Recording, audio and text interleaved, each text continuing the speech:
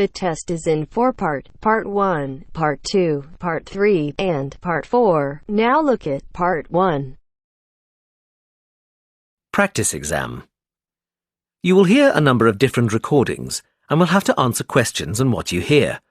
There will be time for you to read the questions and instructions, and you will have a chance to check your answers. All the recordings will be played once only. At the end of the test, you will be given 10 minutes to transfer your answers to an answer sheet. Part 1. You will hear a customer asking for help in a shop. First, you will have some time to look at questions 1 to 7.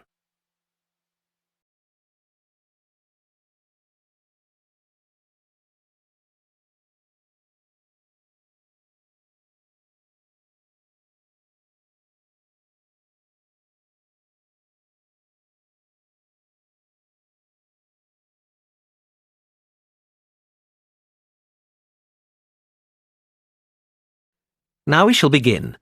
You should answer the questions as you listen, because you will not hear the recording a second time. Listen carefully and answer questions 1 to 7. Excuse me, where are the dresses? They're at the end of this aisle, on the left. Can I help you with anything? Yes, maybe. I'm not from around here, so I don't know this store. Well, I can help you with anything you need. Fantastic. I'm actually down here for my brother's wedding, and I need something to wear. I've just started a new job, and I haven't had time to get anything yet. I'm looking for something smart. Maybe a new dress. Well, what about this one? I think it's too hot for long sleeves. Yes. Well, this one has shorter sleeves, and it still has the bow, which I think is a nice detail. Or there's this patterned one. I'm not keen on a pattern. I think I'll go for the one with the bow.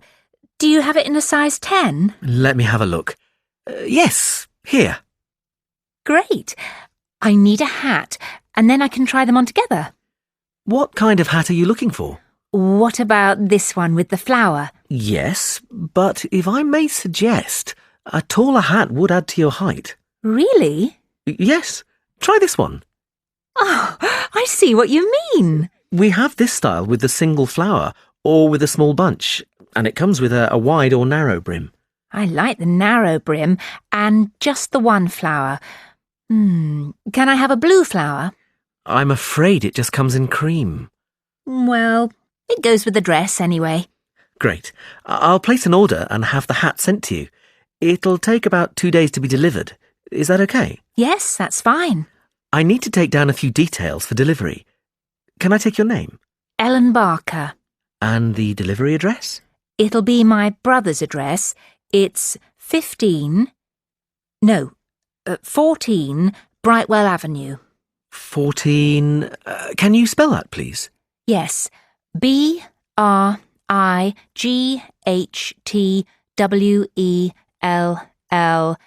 Avenue, Staybridge, Kent, DA4 7DF. And can I take a contact number? Yes, my mobile is 03221 7774. 03221 775. No, it's a 4 at the end. Oh, sorry, I've got it now. We can deliver on May the 12th. We can't specify an exact time, just morning or afternoon. Any time in the early morning is fine. And how would you like to pay? Visa. Great. That comes to £32.25. OK, thanks. Before you hear the rest of the conversation, you have some time to look at questions 8 to 10.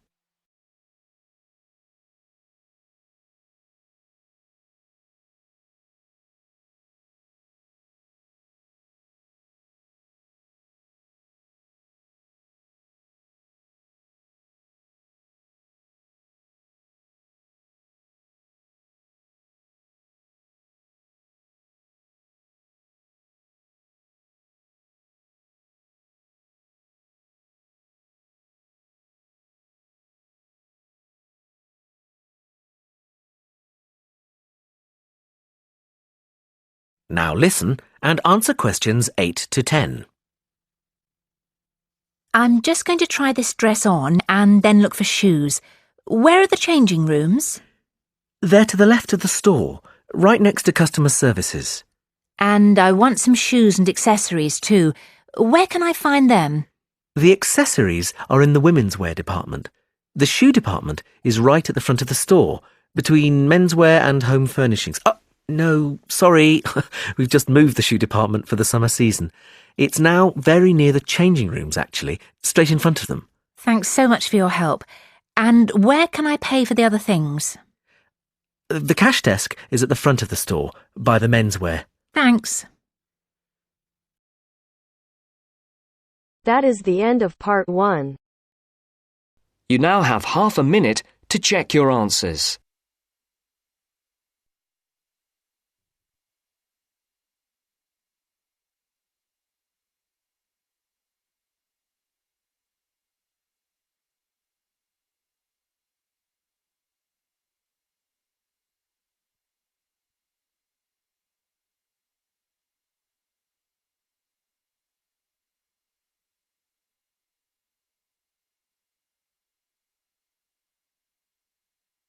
Now turns to part 2. Part 2. You will hear some information about a medical museum in London called the Hunterian Museum, which is part of the Royal College of Surgeons. First, you have some time to look at questions 11 to 15.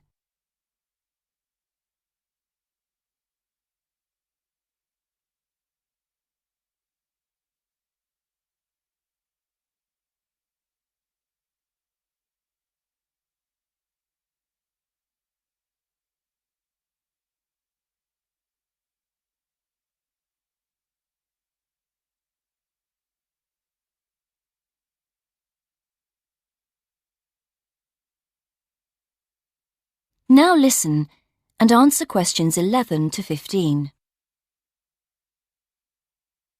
Good evening. I'm here to tell you about the Hunterian Museum in London, which is part of the Royal College of Surgeons. Although a medical museum, it is open to the general public. The museum specialises in the history of the study of anatomy, and especially the work of John Hunter in the 18th century. If you would like a free guided tour of the museum, then come along at 1 o'clock any Wednesday. Spaces on the tour are limited to 25 though, so it's best to reserve a place by phone, and these tours are for individual members of the public, families and small groups of friends only. Tours for groups of school students can also be arranged, and these are also free of charge. Teachers are encouraged to make a donation of around £3 per student if they can afford it, but this isn't obligatory. What teachers must do, however, is phone to agree a time in advance, as only one school party is allowed in at a time. Then there's an online booking form which you can use to confirm the booking. Or just send a letter if you prefer. For older students and adult groups, we provide more specialised tours, and these cost £100 for a short tour of 30 minutes, or if you want a slightly longer one, it's £130 for 45 minutes. There is a student discount, however, so college groups would pay £75 for the shorter tour, for example. In terms of facilities available at the museum, teachers and others should bear in mind that space is very limited. As we're in the centre of London, with many cafes and restaurants nearby, refreshments aren't sold on site, though there is a small shop selling souvenirs. Most of the things on show in the museum are preserved animal specimens in glass cases, so there are no interactive displays aimed at small children. And our tours are only in English, although there is printed material available in other major languages on request. There's also a lecture room, which groups can book for an extra charge, and this is equipped with PowerPoint projector and microscopes. Before you hear the rest of the presentation, you have some time to look at questions 16 to 20.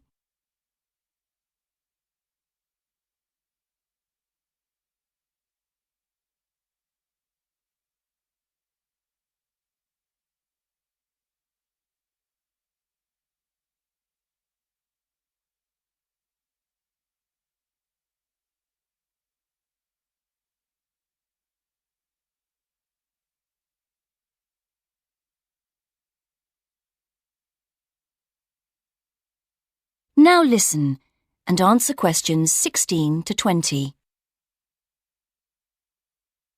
Next, a bit about the history of the museum and the preserved animal and plant specimens you can see there. The museum's named after John Hunter, who was a pioneer in the study of anatomy. He was among the first to understand that the study of other animals could tell us a lot about how the human body works. John Hunter was born in 1728 and came to London to work as an assistant in an anatomy school in 1748. Here John did his training in the study of human anatomy. It was after 1760, however, that he turned his attention to animals. That's when he became a surgeon in the army, spending 3 years in France and Portugal, where he started collecting and preserving animal specimens such as lizards. On his return to London in 1763, Hunter set up in private practice and started to build up his collection of specimens. When he moved to a big house in Leicester Square in 1783, Hunter started to take in resident students and gave the name Teaching Museum to his collection. By the time of his death in 1793, Hunter had collected specimens from all over the world, including the first kangaroo to be seen outside Australia. He had 14,000 different exhibits, with 500 species of plants and animals represented. And many of these specimens can still be seen in the museum today, because in 1799 the collection was purchased by the government, who presented it to the Royal College of Surgeons. And they've been looking after it ever since, which is why the Hunterian Museum is located in their building in London to this day. That is the end of part 2. You now have half a minute to check your answers.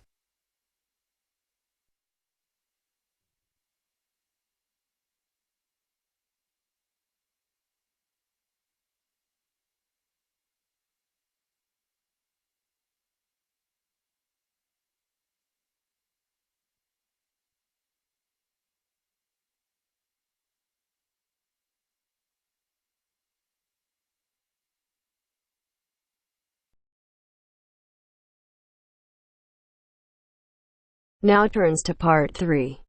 Part 3.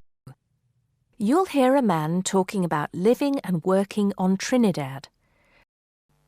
First, you have some time to look at questions 21 to 25.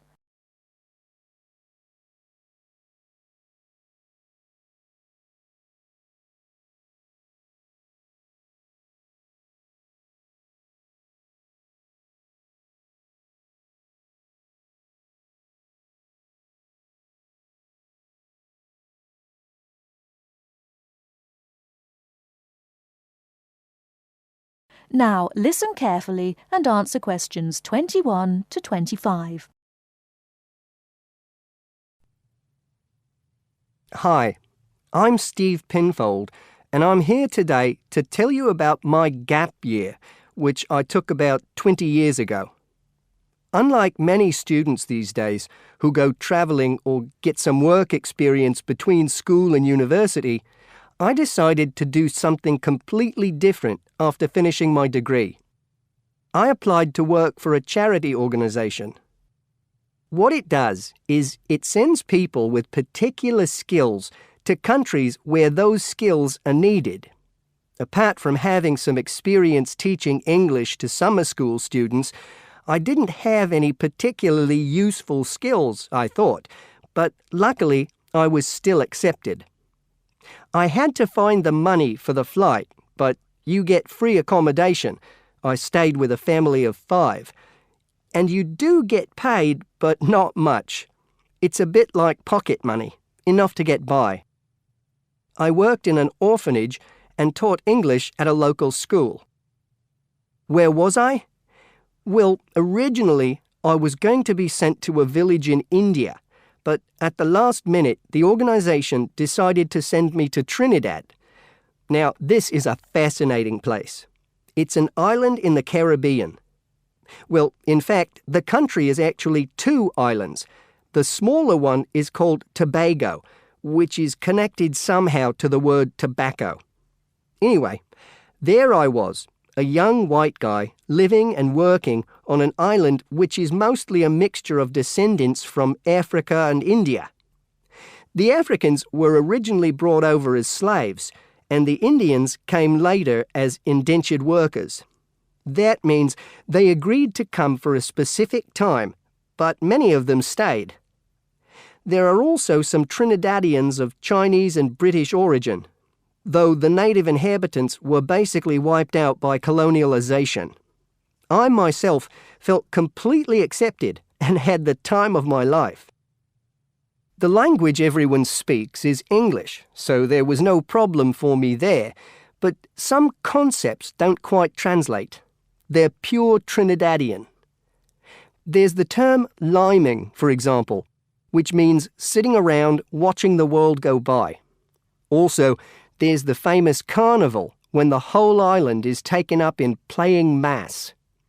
For a whole month, around February or March, it depends when Easter is, everyone's busy preparing costumes, practicing calypsos, soca and steel pan music, and most importantly, partying.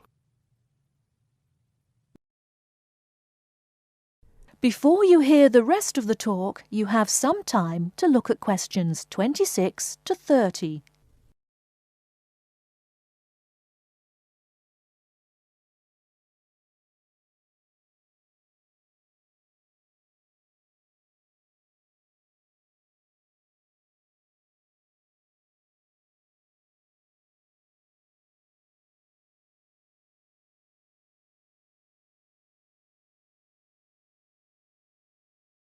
Now listen and answer questions 26 to 30. When the actual official carnival starts, it's days of 24-hour dancing in the streets. In Trinidad, it's called whining. You've probably seen this sort of thing on TV, in the more famous carnival in Rio, or even at the Notting Hill Carnival in London. Many people join bands, each one of which has a theme. For example, the Sea or Jungle Fever, and they have costumes designed and made to go with the theme. These can cost $1,000 for the king and queen of each band. They're incredible. The whole city is a non-stop party zone, full of colour and sound. It's serious too. The bands are in competition and the winner gets $1 million. Sorry, I got a bit carried away with those memories. Back to my real job there. The orphanage was called St. Augustine's, and that's also the name of the place where it was, St. Augustine, a town just outside the capital city, Port of Spain. I didn't have any particular job description, just to be with the children and tell stories, sing songs and play games. Oh, and we also went camping in the jungle once. I could tell you a few stories about that particular escapade. Every time I arrived at the gate, kids would come running towards me, shouting, with big smiles on their faces. The younger children seemed fascinated by my blonde hair and loved to touch it as if it was something miraculous. The English teaching I did 2 days a week in a primary school for 6 to 11-year-olds. The kids may have been poor, but they all wore neat and clean uniforms and were so respectful and enthusiastic. I've now been teaching for many years in different countries, and I still think those were the best students I've ever taught. What else did I do while I was there? I swam a lot. Can you imagine what it's like swimming with dolphins and with pelicans diving into the sea right next to you? More seriously, I trained to be a Samaritan. That's someone who listens and supports people who have problems with their lives. Overall, what I took from the experience was a sense of being in another culture, or rather cultures. As humans, we all share many characteristics, but we express ourselves in various ways. In Trinidad, there are lots of different communities and religions, and so many different kinds of festival to see. Hindu, Muslim, Christian, as well as some rather mysterious African traditions. There are quite a few Rastafarians too. Trinidad is, as Americans are fond of saying of their own country, a melting pot, where everybody is greeted warmly. Go and see for yourself. I'm not sure how it's changed since I was there, but I'd love to find out. That is the end of part 3. You now have half a minute to check your answers.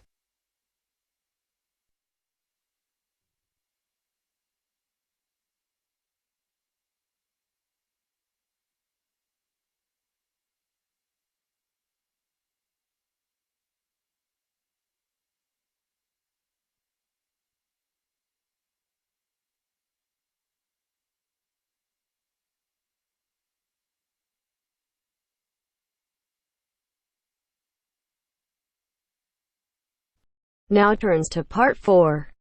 Part 4. You will hear a lecture about wind energy. First, you have some time to look at questions 31 to 40.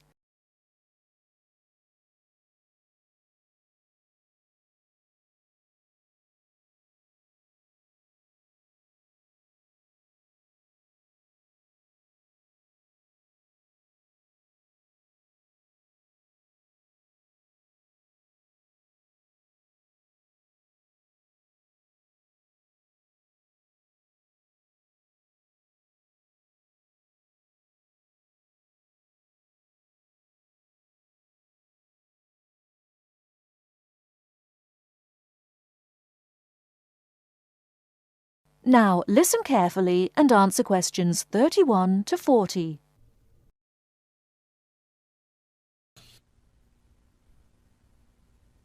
With the rising cost of fossil fuels, there's a great deal of interest these days in developing alternative sources of energy. Today, I'd like to talk about one of these, wind power. In the past couple of decades, there's been an upsurge of interest in using the wind as a source of energy, but the idea isn't new at all. People have been harnessing the power of the wind for centuries, ever since ancient peoples first used sailboats. In ancient China, farmers used a rudimentary sort of windmill to pump water. Wind power was used in other parts of the ancient world as well. In Persia, for example, farmers used wind-powered mills to grind their grain. During the Middle Ages, in the Netherlands, people went back to the ancient idea of using the power of the wind to move water. They used windmills to drain lakes, thereby creating more land for farming. At present, people around the world are using the wind to generate electricity.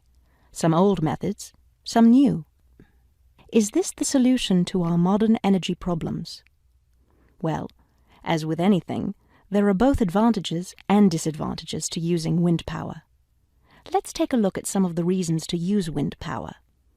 One of the biggest problems with using fuels, such as oil and coal, is pollution.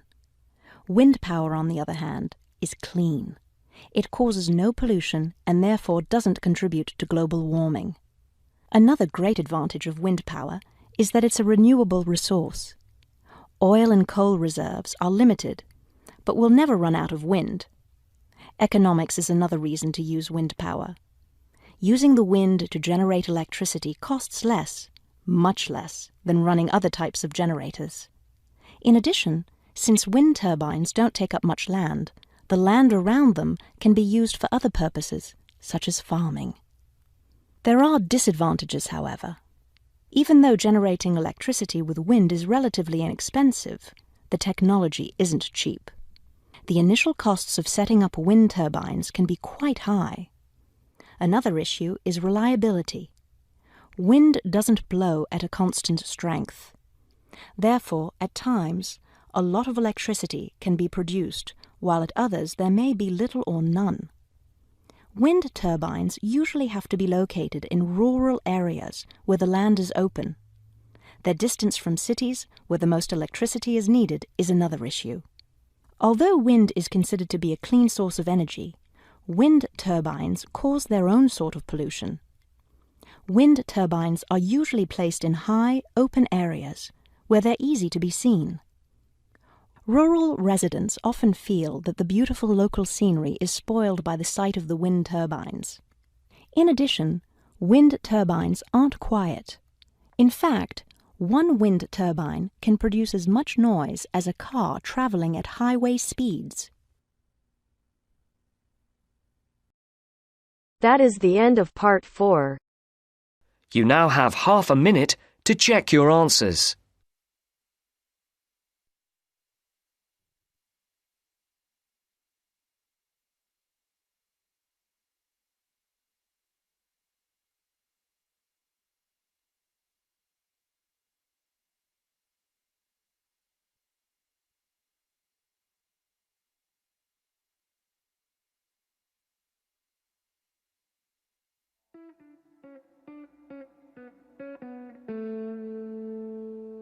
That is the end of the test. You now have 10 minutes to transfer your answers to your IELTS listening answer sheet.